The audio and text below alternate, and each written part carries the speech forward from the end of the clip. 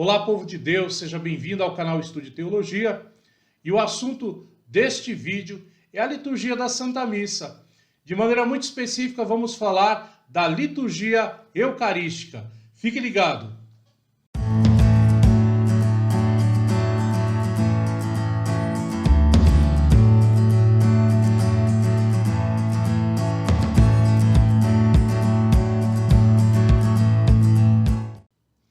Seguindo essa série de reflexões sobre a liturgia da Santa Missa, nós nos deparamos com a liturgia eucarística ou rito sacramental. Na liturgia eucarística, nós atingimos o ponto alto, máximo da celebração. Durante ela, a Igreja tornará presente o sacrifício que Cristo fez para a nossa salvação. E entenda, não se trata de um outro sacrifício, mas de trazer à nossa realidade a salvação que Deus nos deu. Durante essa parte, a Igreja eleva ao Pai, por Cristo, sua oferta, e Cristo dá-se como oferta por nós ao Pai, trazendo-nos graças e bênçãos para a nossa vida.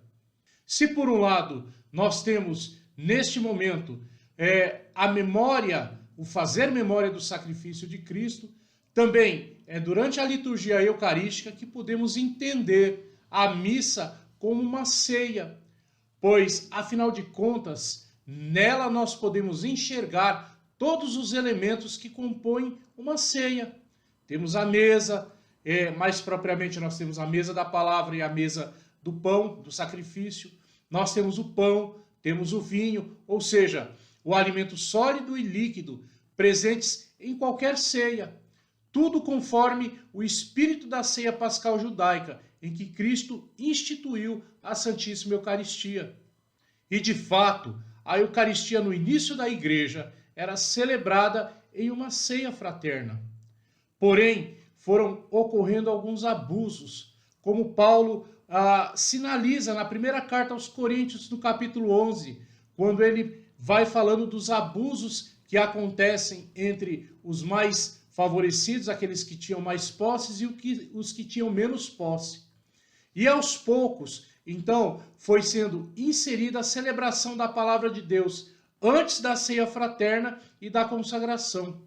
Já no século II, a liturgia da missa apresentava o esquema que possui até os dias de hoje. Por isso, após essa lembrança de que a missa também é uma ceia, podemos nos questionar sobre o sentido da ceia. Desde do cafezinho ao visitante, até o mais requintado jantar, por exemplo, um jantar diplomático. Uma ceia significa, entre outras coisas, festa, encontro, união, amor, comunhão, comemoração, homenagem, festejar a amizade, significa presença, significa confraternização e diálogo, ou seja, é um completo quadro de transmissão da vida. Então, se nós aplicarmos esses aspectos à Santa Missa, entenderemos o seu significado, principalmente quando vemos que é o próprio Deus que se dá como alimento a todos nós. Vemos que a missa também, além de Deus se dar como alimento a nós, ele também nos chama ao convívio com ele. E é por isso que, esse momento, a liturgia eucarística, ela se divide na apresentação das oferendas, na oração eucarística e no rito da comunhão. Então nós vamos ver separadamente cada um desses elementos agora. A apresentação das oferendas, apesar de ser conhecida como ofertório, na verdade, essa parte da missa é uma apresentação dos dons que serão ofertados juntos com o Cristo durante a consagração. Devido ao fato de, na maioria das missas, esta parte, esse trecho da liturgia da missa ser cantada, não podemos ver o que acontece durante esse momento. Conhecendo esses aspectos, nós poderemos dar mais sentido à celebração. Por isso vamos fazer uma análise minuciosa sobre os elementos do ofertório: o pão, o vinho e a água. O que eles significam? De fato, fomos elementos utilizados por Cristo na última ceia? Eles possuem mesmo todo um significado especial? E a resposta é sim. O pão e o vinho representam a vida do homem. O que o homem é, uma vez que ninguém vive sem comer e sem beber. Mas representam também o que o homem faz, pois ninguém vai à roça colher o pão, nem na fonte buscar o vinho. Representam também, não é, em Cristo, o pão e o vinho, que adquirem um novo significado, tornam-se corpo e sangue de nosso Senhor Jesus Cristo. Então, como podemos ver, o que o homem é, o que o homem faz, adquire um novo sentido em Cristo Jesus. E a água? O que a água representa verdadeiramente? Durante a apresentação das oferendas, o sacerdote mergulha algumas gotas de água no vinho. E sabe por que disso? Porque nós sabemos que no tempo de Jesus era costume dos judeus beber vinho diluído com água.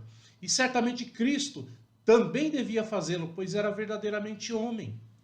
Por outro lado, a água, quando misturada ao vinho, adquire a cor e o sabor do vinho, não é?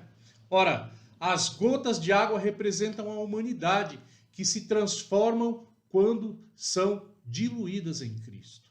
Então nós temos tempos distintos para preparar as oferendas. E a primeira delas é a preparação do próprio altar, né? A instrução geral do Missal Romano, no item 49, diz que, em primeiro lugar, prepara-se o altar, ou a mesa do Senhor, que é o centro de toda a liturgia eucarística, colocando-se nele o corporal, o purificatório, o cálice e o missal, a não ser que se prepare isso de maneira prévia na credência, mas tudo tem que ir para o altar. Depois nós temos a procissão das oferendas. Nesse momento, então, trazem-se os dons em forma de procissão. Lembrando que o pão e o vinho representam o que o homem é e o que ele faz. E essa procissão deve revestir-se de sentimento e doação, ao invés de ser apenas uma entrega de água e do vinho ao sacerdote. Feito a preparação do altar, a apresentação das oferendas. O sacerdote apresenta a Deus as oferendas através de uma fórmula própria. E o sacerdote reza, bendito seja Deus, não é? E segue a oração e todo o povo aclama respondendo, bendito seja Deus para sempre. Não é? Esse momento, muitas vezes, meus queridos, passa desapercebido da maioria de nós devido ao canto do ofertório. O ideal, não é? E isso nos propõe a instrução geral do Missal Romano, é que todo o povo participasse desse momento, sendo que o canto fosse utilizado apenas durante a procissão e a coleta fosse feita sem as pessoas saírem dos seus locais. O canto, veja bem, não é proibido, mas deve procurar durar exatamente o tempo da apresentação das oferendas, para que o sacerdote não fique esperando para dar prosseguimento à celebração. Com relação à coleta do ofertório, é algo muito curioso, porque já nas sinagogas hebraicas, após a celebração da palavra de Deus, não é, as pessoas costumavam deixar ofertas para auxiliar as pessoas pobres. E, de fato, esses momentos do ofertório só têm sentido se reflete nossa atitude interior de dispormos os nossos dons em favor do próximo. Aqui, o que importa não é a quantidade, mas o nosso desejo de, assim como Cristo, nos darmos pelo próximo. A nossa oferta, o ofertório, representa o nosso desejo de, aos poucos, deixarmos de celebrar a Eucaristia para nos tornarmos Eucaristia. Depois segue o lavabo, o lavar das mãos, né? Então, após o sacerdote apresentar as oferendas, ele lava as suas mãos.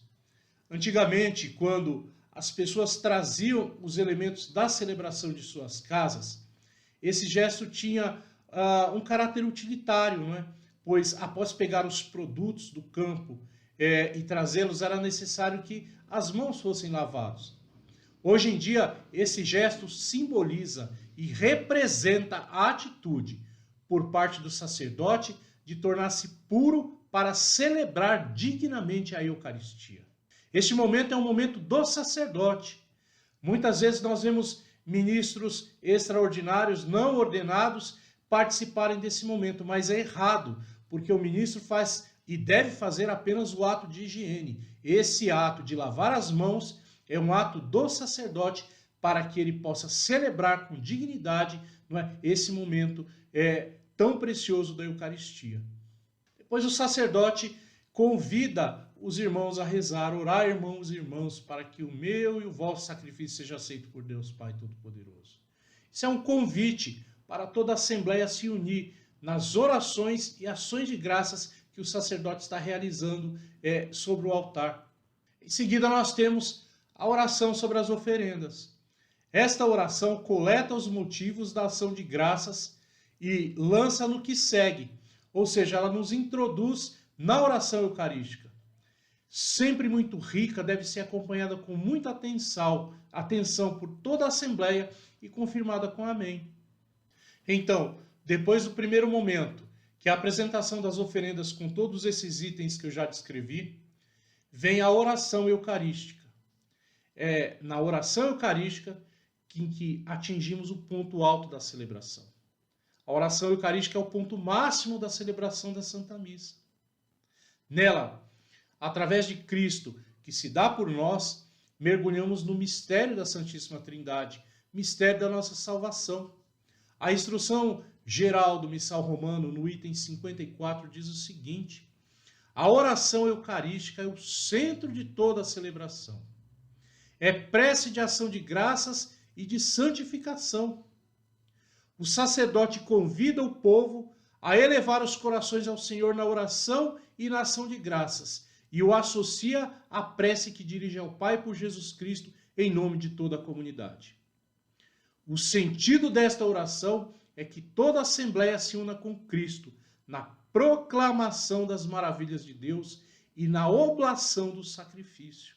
Então, após o diálogo introdutório da oração eucarística, nós temos o prefácio. O prefácio ele possui a função de introduzir a Assembleia na grande ação de graças que se dá a partir desse ponto. Existem inúmeros prefácios, meus queridos irmãos, e temos que perceber isso quando participamos rotineiramente da Santa Missa.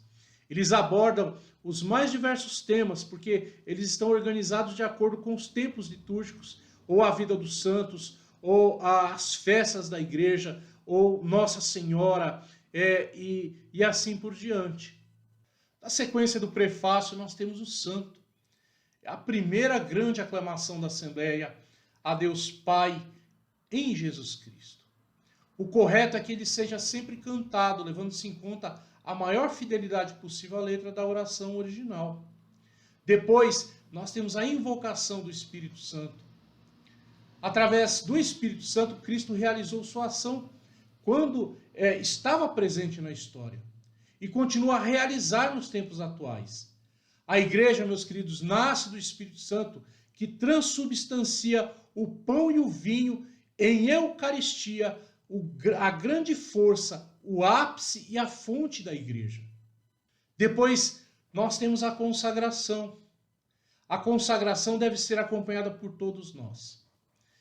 A instrução geral do Missal Romano nos aconselha que nós não podemos baixar nossas cabeças nesse momento.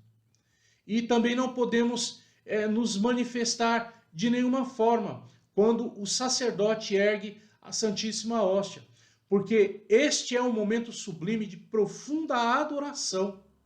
Nesse momento, o mistério de amor do Pai, ele é renovado em nós. Cristo se dá por nós ao Pai, trazendo graça aos nossos corações. Daí, esse momento precisa ser vivido com muita reverência, piedade e muito silêncio. Depois nós temos as preces e intercessões, que a igreja, reconhecendo a ação de Cristo pelo Espírito Santo, ela pede a graça de abrir-se a essa mesma ação, tornando-se uma unidade.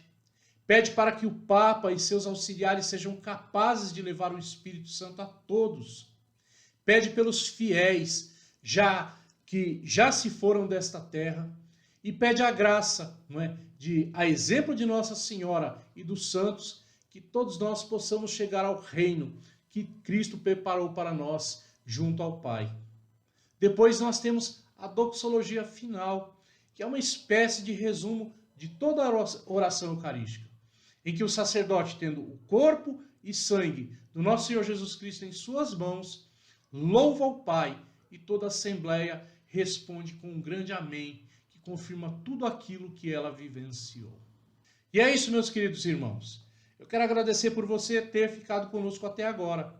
Acompanhe o próximo vídeo, que será a segunda parte desta aula da liturgia eucarística e também o encerramento dessas aulas sobre a liturgia da Santa Missa. Se você gostou, dê o seu like, deixe o seu comentário. Se tem perguntas, poste lá o seu comentário, tá bom? Se você ainda não é inscrito em nosso canal, inscreva-se, não é? Clique no sininho e receba as notificações de todas as postagens e novos conteúdos de nosso canal. Deus te abençoe e até mais.